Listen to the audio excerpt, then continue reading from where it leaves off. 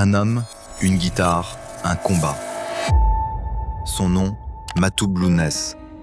Né en 1956 à Taourirt Moussa, en Kabylie, une terre de montagne et de résistance. Très jeune, il comprend une chose, sa voix dérange, mais il chantera quand même. Il prend une guitare et transforme ses blessures en chansons.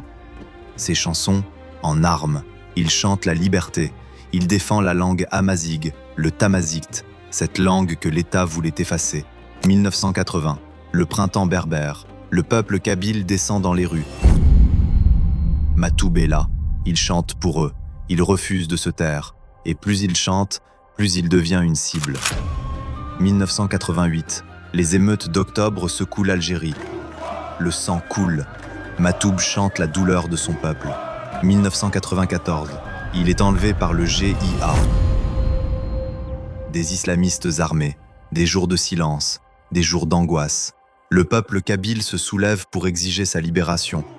Et ils ne feront pas taire sa voix. Il revient, encore plus déterminé. Mais cette même année 1994, il reçoit une balle, puis une autre, 5 balles dans le corps. Il survit, par miracle. Derrière le symbole, il y a un homme. Il aime, il souffre, il doute. Une vie marquée par les blessures et la résilience. 1998, il sort son dernier album. Lettre ouverte au, un album puissant, engagé, dangereux. Un album qui va sceller son destin. Le 25 juin 1998, sur la route entre Tizi Ouzou et son village, Matoub Lounès est assassiné dans une embuscade.